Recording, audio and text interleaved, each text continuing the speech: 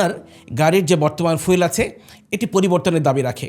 Advantage হিসাব করতে হলে সিএনজির তুলনায় এলপিজির অ্যাডভান্টেজ মাল্টি ডাইমেনশনাল। যে একটি গাড়িকে ক্রমান্বয়ে মানে 1/3 তার ওজন কমে গেল।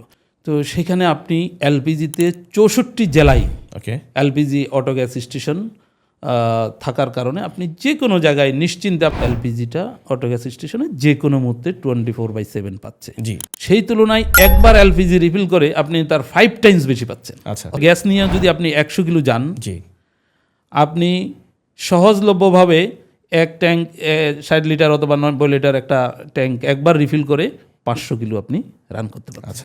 আপনি জানেন সিলিন্ডারের রিফিল যে কোনো অটো গ্যাস স্টেশনে একেবারে অবৈধ।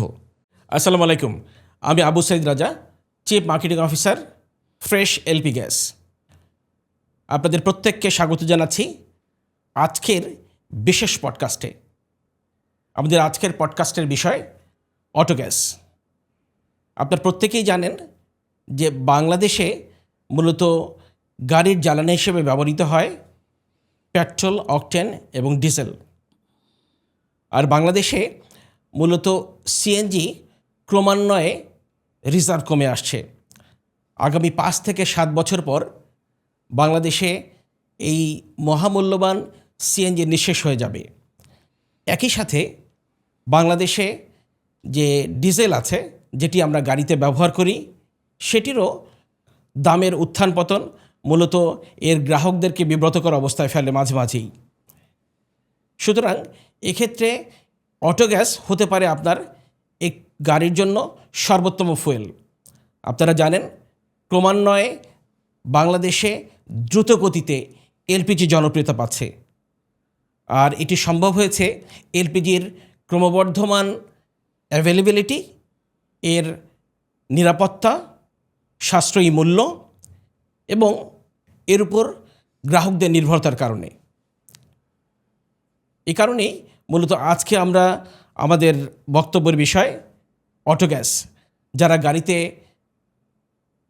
ভিন্ন আকৃতির ফুয়েল ব্যবহার করছেন, যারা গাড়িতে সিএনজি ব্যবহার করছেন অথবা অকটেন ব্যবহার করছেন অথবা ডিজেল ব্যবহার করছেন অথবা পেট্রোল ব্যবহার করছেন, তারা মূলত আজকের যে পডকাস্ট থেকে একটি ভাবনার বিষয় পাবেন যে আপনার গাড়িতে কি আপনি সঠিক ফুয়েলটা ব্যবহার করছেন, নাকি আপনার গাড়ির যে বর্তমান ফুয়েল আছে এটি পরিবর্তনের দাবি রাখে।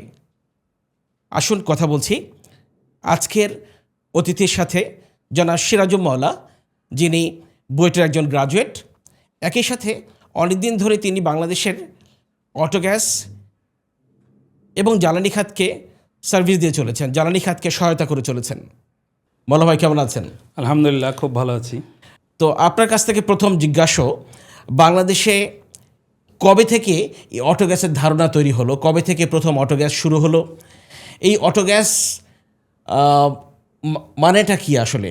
আসসালামু আলাইকুম। আমি শুরুতেই ফ্রেশ এলপিজি লিমিটেডকে ধন্যবাদ জানাই অত্যন্ত গুরুত্বপূর্ণ একটা বিষয়ে ব্রডকাস্টিং আলোচনার আয়োজন করার জন্য। অত্যন্ত সুন্দর একটা প্রশ্ন করেছেন। আসলে এলপিজি অটো গ্যাস, প্রথমেই একটু হিস্ট্রিতে আসতে হয়। আমাদের এলপিজিটা কি? জি, এলপিজিটা মূলত একটা পেট্রোলিয়াম বাই প্রোডাক্ট। এটা আমরা নতুনভাবে বাংলাদেশে পরিচিত। আমরা এটা একটা জ্বালানি, বিকল্প জ্বালানি। আমরা যানবাহনে শুরুতেই পেট্রোল, অকটেন, ডিজেল এগুলাই আমরা ব্যবহার করতাম। 2000 সাল নাগাদ দেখা যাচ্ছে বাংলাদেশে একটা চরম পরিবেশ দূষণের একটা আমরা মার্ক করতে পারলাম, যেখানে মানুষের জনজীবন দুঃসহ হয়ে উঠতেছিল। বিশেষ করে ঢাকা শহর তো একটা দুঃসহ জীবনযাপনের জন্য একটা বড় ক্ষেত্র পরিণত হয়ে গেছে। জি, তখন সরকার এটা নিয়ে গবেষণা করলেন, চিন্তাধারা করলেন, করে জিনিসটা বললেন যে পরিবেশ দূষণ রোধ করার জন্য তো ক্লিন এনার্জি আনতে হবে, যেটা পরিবেশ দূষণ রোধ হয়। জি, ওই মুহূর্তে আবার আমাদের দেশে ন্যাচারাল গ্যাসের ভালো একটা উত্তোলন ছিল। আমাদের দেশে প্রচুর গ্যাসের খনি আবিষ্কার হয়েছে। তখন সরকার একটা পলিসি করে আপনার ন্যাচারাল গ্যাসটা যানবাহনে ব্যবহার করার জন্য সিএনজি আকারে একটা সিএনজি পলিসি নীতিমালা তৈরি করলেন। ওকে। অতি দ্রুত সময়ে দেখা যাচ্ছে যে পেট্রোল এবং অকটেন চালিত যে সমস্ত গাড়ি